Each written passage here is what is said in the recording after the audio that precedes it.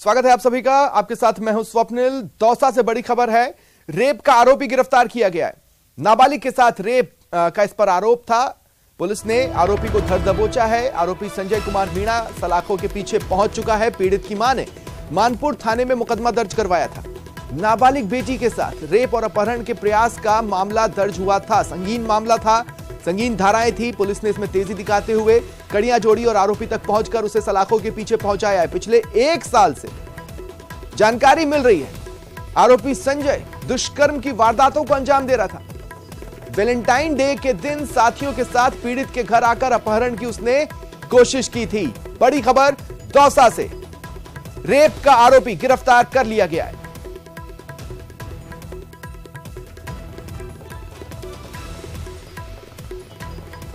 पीड़ित की मां ने मानपुर थाने में इस संबंध में केस दर्ज करवाया था और बताया था कि उसकी नाबालिग बेटी के साथ इस दरिंदे ने न केवल रेप किया बल्कि अपहरण की भी कोशिश की।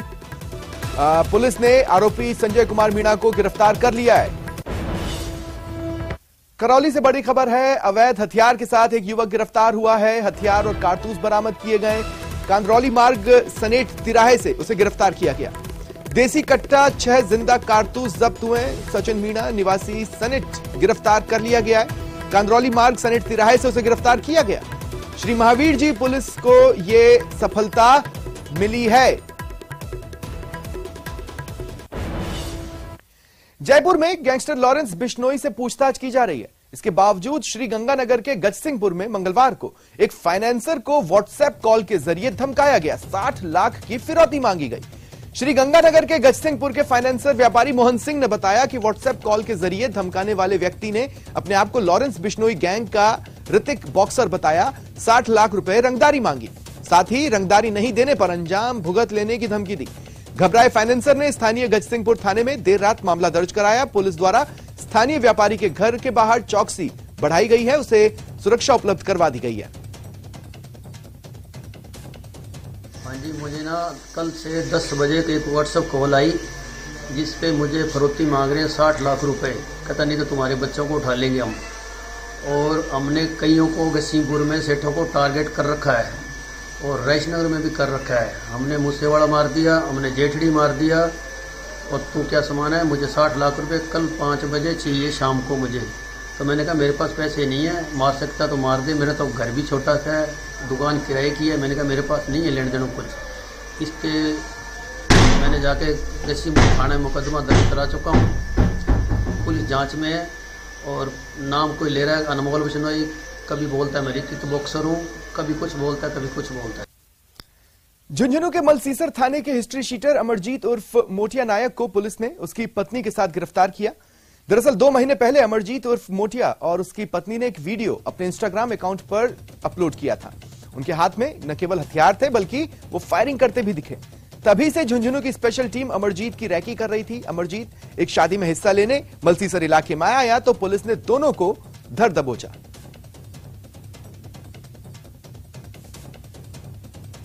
करौली से बड़ी खबर, रेप के दोषी को सजा सुना दी गई है। देखिए, आरोपी पर सुनवाई चल रही थी। कोर्ट ने सुनवाई के दौरान उसे दोषी पाया और उसके बाद सजा के बिंदुओं पर बहस हुई और फिर कोर्ट ने 20 साल की सजा दोषी को सुनाई है। साथ ही दोषी विक्रम मीणा पर 1,10,000 का जुर्माना भी लगाया है। करीब 7 महीने पुराने मामले में सजा सुनाई गई है। इस दोषी ने, इस दरिंदे ने नाबालिग के साथ रेप किया था।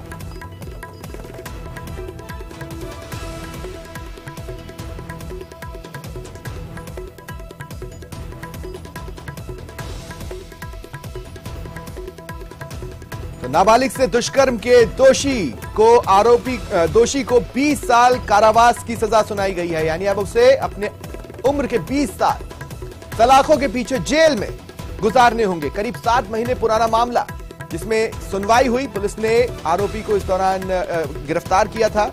आरोपी को गिरफ्तार कर कोर्ट में पेश किया गया, चार्जशीट फाइल की गई और उसके बाद सुनवाई हुई। सुनवाई में इसे दोषी पाया गया और फिर सजा के बिंदुओं पर बहस के बाद 20 साल की सजा सुनाई गई है। 1,10,000 का जुर्माना भी लगाया गया है। पॉक्सो कोर्ट विशिष्ट न्यायाधीश अलका बंसल ने यह फैसला सुनाया।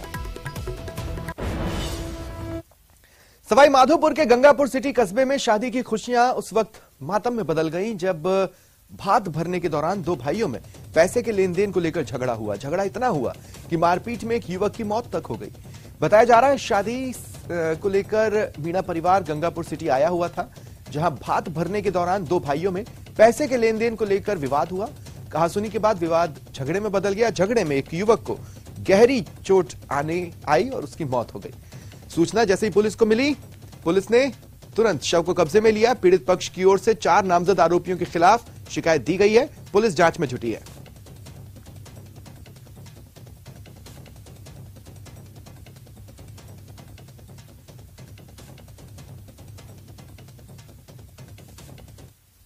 भात देने के पैसे को लेकर कहासुनी में मारपीट हो गई। पीड़ित को 4 नाम दिए गए हैं। किसी को डिटेन किया इस मामले में? अभी तक कोई डिटेन नहीं हो पाया है, तलाश जारी है। पोस्टमार्टम कर परिजनों को सुपुर्द कर दिया गया? सुपुर्द कर दिया गया है।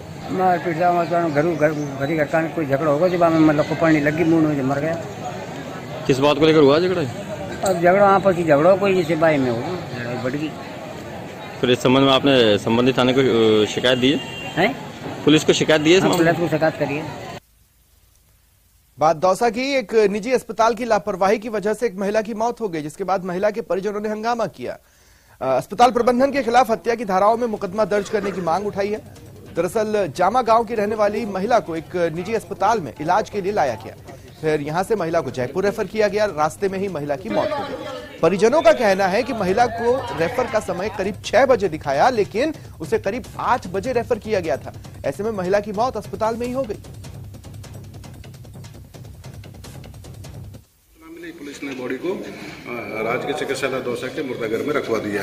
अब परिजनों का ये कहना है कि साहब डॉक्टर ने इसमें लापरवाही बरती है, और दूसरा कहना है कि साहब इसका मेडिकल बोर्ड से पोस्टमार्टम करवाएं। तो परिजनों को कहने के अनुसार हमने अधिकारियों से वार्ता की है, तो मेडिकल बोर्ड से हम पोस्टमार्टम करवा रहे हैं और प्रारंभिक इनसे रिपोर्ट की प्रत्यक्ष रिपोर्ट देने के लिए इनको कहा है, जो इन्होंने कहा अभी हम दे रहे हैं। और धौलपुर से बड़ी खबर, यहां आग ने तांडव मचाया। गैस सिलेंडर में आग लगने से अफरा तफरी मची। सूचना पाकर पुलिस मौके पर पहुंची। सेपऊ के रजौरा खुर्द गांव में यह घटना सामने आई है। ये बड़ी खबर धौलपुर से आपको बता रहे हैं। एक गैस सिलेंडर में आग लगने से अफरा तफरी मच गई। देखिए, तुरंत आसपास मौजूद जितने भी लोग थे उन्होंने दौड़ लगाई और एक सुरक्षित डिस्टेंस पर पहुंच गए। सूचना पर पुलिस पहुंची। देखिए, जिन लोगों को इस तरह के हालात काबू में करना आता है उन लोगों ने भी तुरंत मोर्चा संभाला, किसी तरह इस पर काबू पाया। सेपऊ के रजौरा खुर्द गांव में यह घटना सामने आई है। बाड़मेर में एक ही मकान के फर्जी पट्टे रखकर 2 बैंकों से लोन लेकर उसके बाद मकान किसी अन्य व्यक्ति को बेच दिया। यह मामला कोतवाली थाने में 7 दिसंबर 2022 को दर्ज हुआ। उसके बाद पूरे मामले की जांच पड़ताल कर कोतवाली पुलिस ने एक आरोपी को गिरफ्तार किया। बाड़मेर निवासी मांगीलाल ने मामला दर्ज करवाया कि राजीव नगर में हनुमंत सिंह नाम के व्यक्ति ने उसे मकान बेचा और बताया कि मकान उसका है, इस पर कोई ऋण नहीं लिया है और इस मकान की रजिस्ट्री मांगीलाल के नाम करवा दी गई। कुछ समय बाद बैंक ने नोटिस जारी किया और बताया कि इस मकान पर हनुमंत सिंह द्वारा पट्टा रखकर ऋण लिया गया है, पर अब इस मकान की कुर्की की जाएगी। इसके बाद मांगीलाल ने कोतवाली थाने पहुंचकर हनुमंत सिंह के खिलाफ मामला दर्ज करवाया, जिस पर जांच के बाद पुलिस ने उसे गिरफ्तार किया। अलवर जिले के बानसूर में उद्योग मंत्री शकुंतला रावत अपने 1 दिवसीय दौरे पर पहुंची। बानसूर के मत्स्य विद्यालय के वार्षिकोत्सव विद्यालय में पार्वती देवी, भूतपूर्व सैनिक बीरबल की मूर्ति का अनावरण किया गया। कार्यक्रम में स्कूली बच्चों ने सांस्कृतिक प्रस्तुतियां दी। शकुंतला रावत ने कहा, बच्चे शिक्षा ग्रहण कर समाज और राष्ट्र का निर्माण करें। कार्यक्रम में विद्यालय के प्रतिभावान छात्र छात्राओं को प्रशस्ति पत्र और स्मृति चिन्ह देकर सम्मानित किया गया।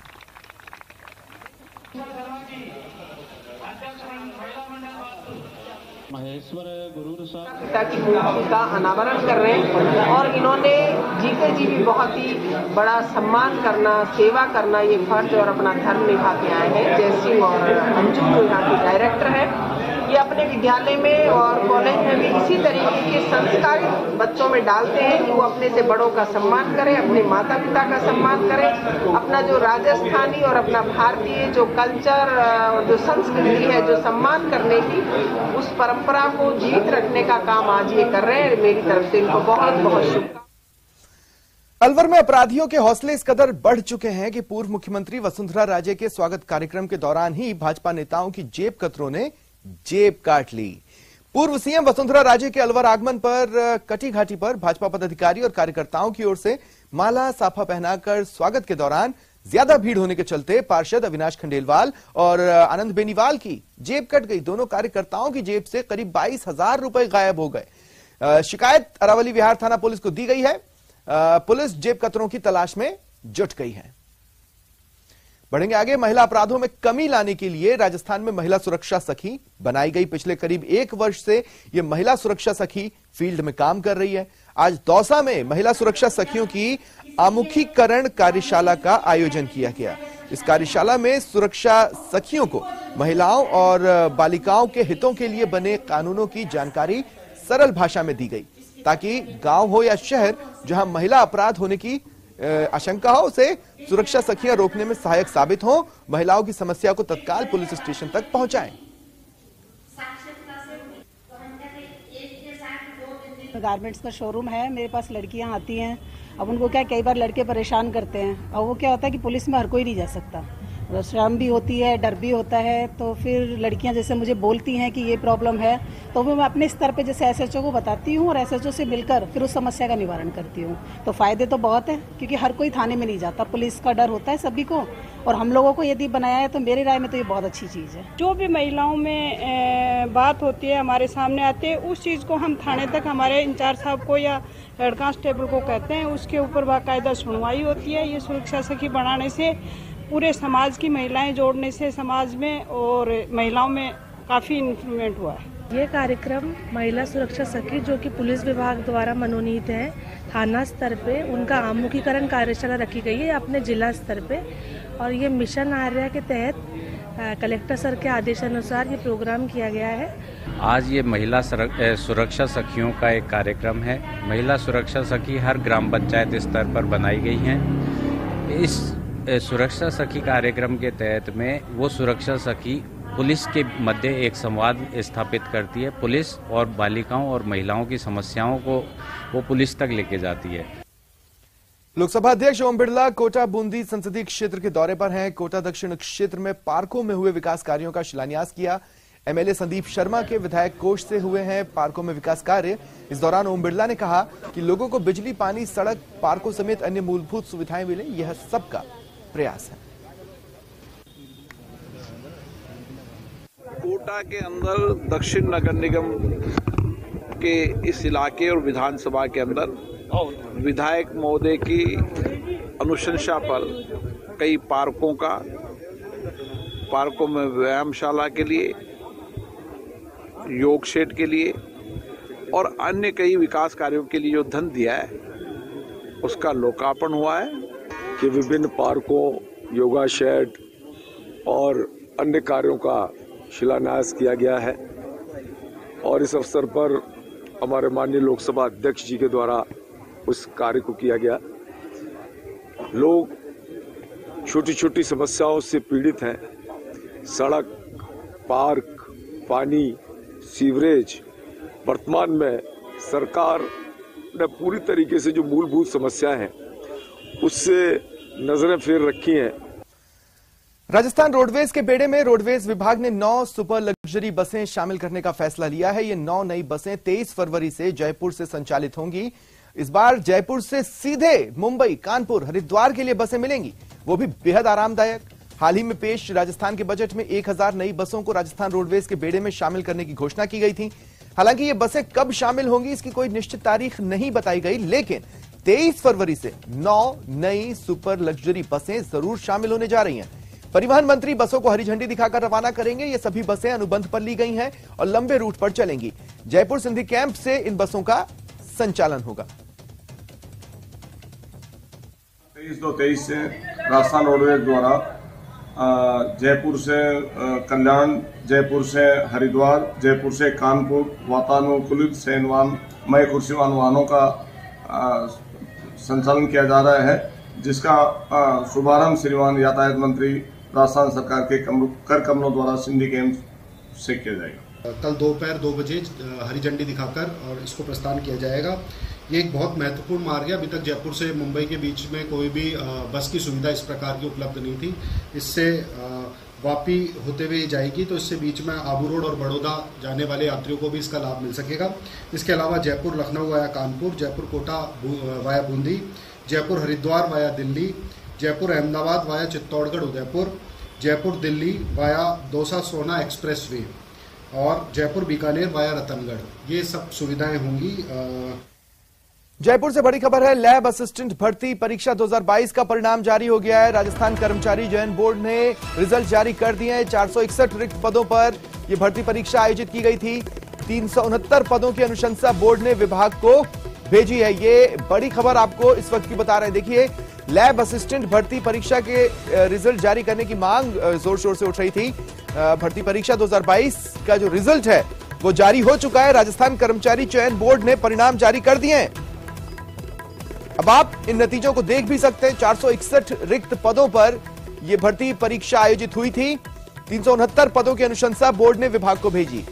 तो अब परिणाम जारी हो चुके हैं और ऑफिशियल वेबसाइट पर जाकर आप अपने नतीजे देख सकते हैं, आप अपना रिजल्ट देख सकते हैं, आप ये देख सकते हैं कि आपका क्या परफॉर्मेंस रहा है।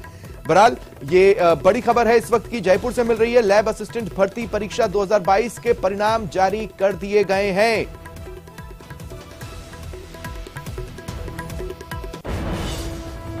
झुंझुनू के मंडावा कस्बे से खाटू धाम के लिए 5 दिवसीय पदयात्रा आज रवाना हुई। श्री श्याम जन कल्याण सेवा समिति के तत्वावधान में 151 निशानों के साथ पदयात्रा बुधवार को अखंड ज्योत के साथ और निशान की पूजा के बाद रवाना हुई। वहीं श्याम बाबा का भव्य दरबार सजाया गया। मंगलवार रात भजन संध्या आयोजित हुई। पदयात्रा में लगभग 300 श्रद्धालु शामिल हैं। 23 फरवरी को पदयात्रा सीकर, 24 को रानोली से होते हुए 25 फरवरी को खाटू श्याम जी पहुंचेगी। 26 फरवरी को सुबह श्रद्धालु निशान श्याम बाबा के चरणों में अर्पित करेंगे।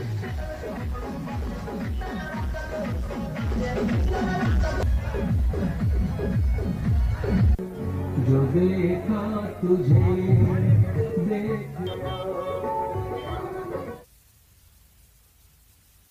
आज मंडावा से श्री श्याम जन कल्याण समिति तत्वाधान में पद यात्रा चालू हुई है। जो 25 तारीख को हम खाटू शाम को पहुंचेंगे, 26 को सुबह चढ़ाएंगे। हमारा पहला पड़ाव नवलगढ़, दूसरा सीकर, तीसरा राणोली, चौथे दिन खाटू। नगर परिषद हनुमानगढ़ की भूखंड नीलामी में आज जमकर विवाद हुआ। बोली लगाने वालों ने बोली में जमकर भ्रष्टाचार के आरोप लगाए। नीलामी को लेकर सभापति गणेश राज बंसल और उपसभापति अनिल खीचड़ भी आमने सामने आ गए। बोली में सभापति ने उपसभापति अनिल खीचड़ पर फेक नीलामी करवाने के आरोप लगाए। वहीं इसका जवाब देते हुए उपसभापति अनिल खीचड़ ने कहा कि सभापति विधायक बनने का सपना देख रहे हैं और पूरी बोली प्रक्रिया की वे जांच करवाएंगे। अगर ये और इससे पहले की बोली में कहीं भ्रष्टाचार साबित हुआ तो सभी बोलियों को रद्द करवाया जाएगा। उपसभापति ने कहा कि उन्हें इस मामले में सभापति द्वारा बेवजह घसीटा जा रहा है। पूरे मामले की जांच होनी चाहिए। फाल्स बोली का तो अभी बोली की प्रक्रिया विचाराधीन है। फाल्स बोली तो कल 3 दिन का दिवस, 3 दिन का टाइम 15% राशि जमा कराने का है। अगर 15% राशि जमा नहीं होगी तभी पता लगेगा कि उनके द्वारा फाल्स बोली दी गई है। सभापति द्वारा यदि मेरे खिलाफ इस तरह का आरोप लगाया गया है तो वो बड़े ही निंदनीय है। अब रही बात, वो 3.25 साल से अपना शासन चला रहे हैं। जब 3.25 साल से 250 करोड़ की बोलियां वो बता रहे हैं कि हमने कर दी, जब 250 करोड़ की बोलियों में उपसभापति ने कभी टांग नहीं अड़ाई, तो आज उपसभापति के पास ऐसा क्या आ गया कि उपसभापति ने टांग अड़ा दी। और जयपुर से बड़ी खबर है, गैंगस्टर लॉरेंस की कल कोर्ट में पेशी होनी है। 7 दिन की रिमांड पर वो चल रहा है। आज 6ठा दिन है, उससे कड़ी पूछताछ की जा रही है। जवाहर सर्किल थाने में लॉरेंस से पूछताछ चल रही है। अन्य जांच एजेंसियों ने भी उससे पूछताछ की है। देखिए, कल वीडियो कॉन्फ्रेंसिंग के जरिए कोर्ट में उसकी पेशी होगी। 15 फरवरी को प्रोडक्शन वारंट पर लाया गया था लॉरेंस। जी क्लब पर फायरिंग केस में लॉरेंस गिरफ्तार किया गया था। फिलहाल उससे पूछताछ की जा रही है। ज्यादा जानकारी के लिए बात करेंगे सहयोगी विष्णु से। विष्णु, क्या जानकारी है? देखिए 7 दिन के रिमांड की अवधि कल पूरी होगी, जिसके बाद लॉरेंस बिश्नोई को एक बार कल फिर से कोर्ट में उसकी पेशी होगी और जयपुर पुलिस ने फिलहाल वीसी के जरिए ही लॉरेंस बिश्नोई की कोर्ट में पेशी कराने का निर्णय लिया, क्योंकि सुरक्षा कारण काफी है, सुरक्षा बंदोबस्त करने पड़ते हैं। ऐसे में कल जवाहर सर्किल थाने से ही लॉरेंस बिश्नोई की 7 दिन की रिमांड की अवधि पूरी होने के बाद वीडियो कॉन्फ्रेंसिंग के जरिए जो पेशी होगी वो इसके वही एक दिन पहले यानी कि आज अन्य जांच एजेंसी जिसमें सीआईडी क्राइम ब्रांच की टीम उसमें शामिल है, उसके अलावा जो इंटेलिजेंस की टीम है, इसके अलावा जो एसआईटी की टीम है जो गठित की गई थी, उन सभी एजेंसियों के अफसर्स ने भी आज जवाहर सर्किल थाने पहुंच करके लॉरेंस बिश्नोई को इंट्रोगेट किया और कई जो सवाल थे सभी एजेंसियों के, उन सवालों को लॉरेंस बिश्नोई से पूछा गया। तो फिलहाल अब लॉरेंस जो है कल वापस से होगा, उसके बाद देखा जाएगा कि कोर्ट क्या वापस पुलिस के उसे रिमांड पे भेजेगी, क्या पुलिस वापस से रिमांड पे मांगेगी या फिर कोर्ट न्यायिक अभिरक्षा में लॉरेंस बिश्नोई को भेजेगी। जी, अब तक की पूछताछ में कई चौंकाने वाली चीजें सामने आई। देखिए, अलग अलग एजेंसीज ने विष्णु लॉरेंस से अब तक पूछताछ की है। सेंट्रल आईबी ने पूछताछ की है और भी अधिकारी हैं जिन्होंने पूछताछ की है। आईएसआई से इसका कनेक्शन निकल कर आया, विदेशी हथियार इन्हें पसंद है, ये देसी हैंडमेड हथियार इस्तेमाल नहीं करते थे। क्या क्या और चौंकाने वाली बातें अब तक सामने आ रही हैं या बाहर आ पाई हैं? देखिए, अब तक जो सेंट्रल की जो इन्वेस्टिगेशन जो एजेंसी जिन्होंने लॉरेंस बिश्नोई से पूछताछ की थी, उनका मेन जो सवाल वो थे कि बाहर ही ऐसे कौन कौन से गैंग्स है जो लॉरेंस बिश्नोई को जो उनकी गैंग को चलाने में मदद कर रही है। उसके अलावा पाकिस्तान से जो के सिद्धू मूसेवाला में जो हथियार जो प्रयुक्त हुए, तो क्या बाहरी देशों की भी ऐसे कुछ गैंग्स हैं, नहीं पाकिस्तान के भी कुछ लोग हैं जो उनकी मदद कर रहे हैं। कई तमाम सवाल थे, लेकिन जांच एजेंसियों ने खुलकर के इसके बारे में नहीं बताया। लेकिन सबसे बड़ी बात है कि बाहरी ऐसे कौन से तत्व गैंग्स है जो लॉरेंस बिश्नोई को राजस्थान में या फिर देश के अन्य राज्यों में उसे गैंग ऑपरेट करने में मदद कर रहे हैं, उन सभी के जो नाम है। शुक्रिया विष्णु तमाम जानकारी के लिए।